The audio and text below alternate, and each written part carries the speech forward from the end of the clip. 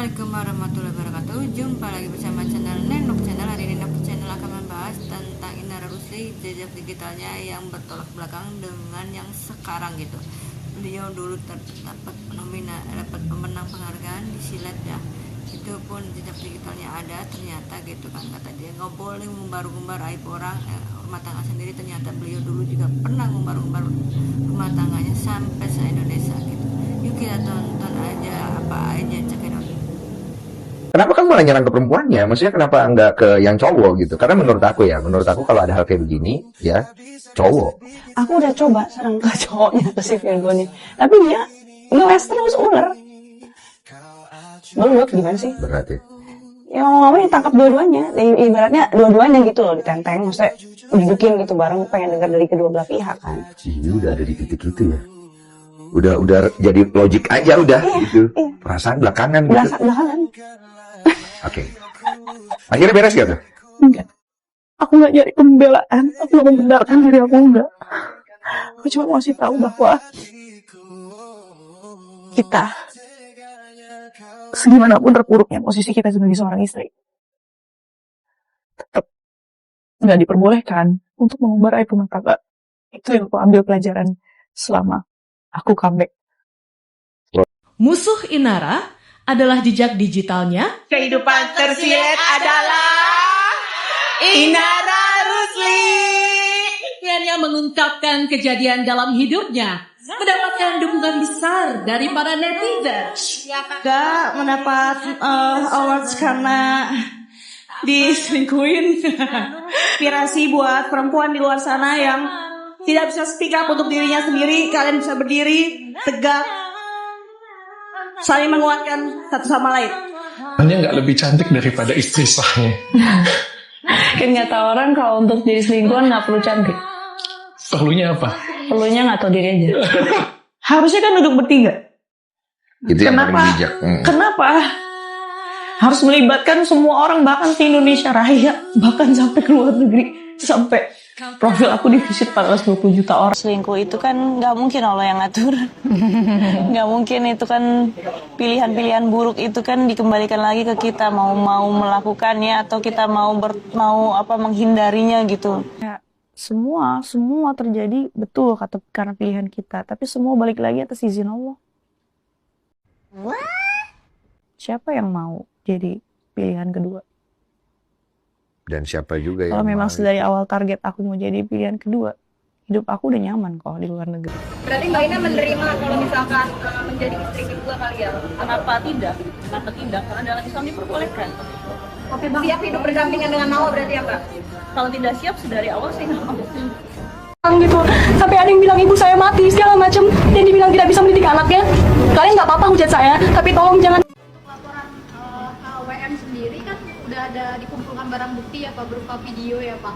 Mungkin video itu diambil dari satu tempat aja atau dari berbagai tempat? Kalau untuk masalah teknis penyelidikan, kami tidak bisa secara gamblang kami jelaskan di sini karena itu kan termasuk hal yang tidak bisa kami sampaikan ke forum. Ya, yang pasti untuk barang bukti yang diserahkan oleh pelapor pada saat itu yang pernah kami sampaikan, ya, 1 lembar fotokopi kutipan akte pernikahan, perkawinan, mohon maaf, kemudian 1 buah flash disk dengan merek V, inisial V, berwarna merah, kapasitas 4 GB, yang berisikan 7 video rekaman CCTV, kemudian 1 lembar fotokopi KK nomor XXX dengan kepala keluarga inisial IF, 1 bundle fotokopi direct message Instagram dengan inisial WM dan IR, kemudian 1 lembar fotokopi direct message Instagram inisial WM dan username Gunzo_Mustako, ya, dan terakhir 1 lembar pernyataan dari KUA Hamparan Perak yang menyatakan pernikahan antara Izanul, saudara IF dan WM tercatat, ya, antara inisial IF dan WM tercatat. Oke? Kasus teror di bahwa terkait kasus ini kan sudah dilaporkan oleh Inara Rusli terkait illegal access ya, bahwa illegal access itu yang disasar adalah siapa orang yang mengakses perangkat tersebut. Iya, pokoknya orang yang mengakses perangkat tersebut. Kenapa saya demikian? Bukan berbentuk video ya, karena biasanya kalau CCTV kita harus masuk dulu kan, harus login dulu. Artinya siapa orang yang mengakses masuk untuk mengambil video dalam CCTV tersebut. Itu yang paling pertama. Yang kedua, kalau ternyata itu disebarluaskan, nah itu beda lagi, dan siapa yang menyebarluaskan. Kalau misalnya Mawa hanya menggunakan itu buat bukti saja, tidak disebarluaskan, bisa saja dia terbebas dari jeratan hukum.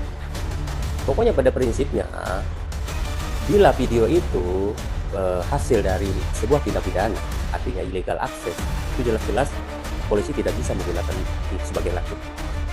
Artinya, kalau emang hanya itu buktinya, artinya laporan itu bisa tidak naik sidik gitu, seperti itu. Gitu. Kalau itu dijadikan sebagai bukti petunjuk boleh. Ya. Petunjuk awal. Bukan petunjuk untuk menguatkan bukti-bukti yang dia miliki gitu. Di video asli, foto atau chat segala macam seperti itu.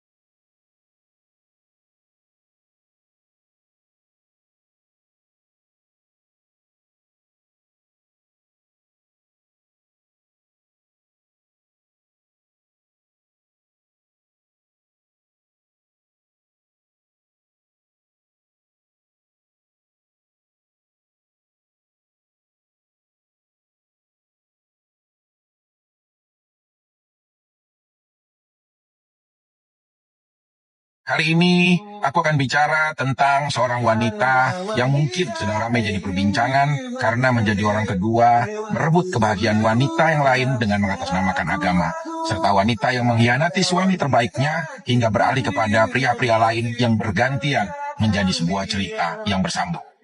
Listen to me. Banyak wanita hari ini lupa caranya menjadi mahal, sibuk jualan air mata, mengemis perhatian laki-laki, dengan modal air mata dan drama kesedihan. Stop, berhentilah menjadikan kesedihan sebagai mata uang buat membeli perhatian laki-laki.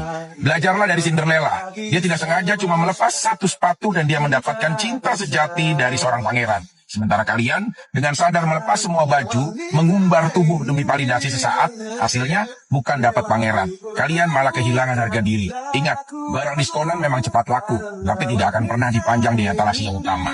Jadilah wanita yang dikejar karena kualitas, bukan yang dinikmati karena gratisan. Karena mahal itu pilihan, murah itu kebiasaan. Kalian pilih yang mana?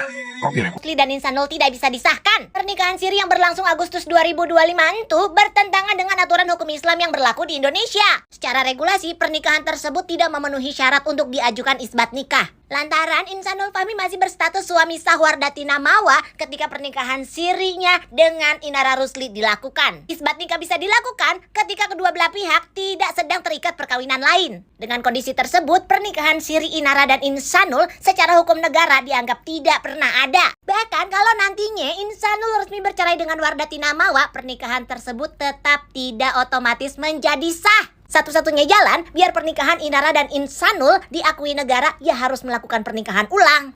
Alternatif lain bisa dilakukan kalau dapat izin poligami dari istri sah. Kalau menurut lu pade, kira-kira Inara bakal dapat izin kagak dari istri sahnya Insanul? Menurut kalian kayak gimana? Mungkin sebaiknya sebelum kita bicara gitu kan, lebih baik dipikir dulu apa nanti kedepannya kita akan seperti itu gitu, apa enggak. Kalau enggak kita pernah tersakitin, jangan pernah nyakitin hati orang lain lagi. Menurut kalian kayak gimana? Komen-komen boleh di bawah. Jangan lupa like, subscribe-nya, bunyikan loncengnya. Terima kasih yang selalu mendukung channel saya. Assalamualaikum warahmatullahi wabarakatuh. Dadah.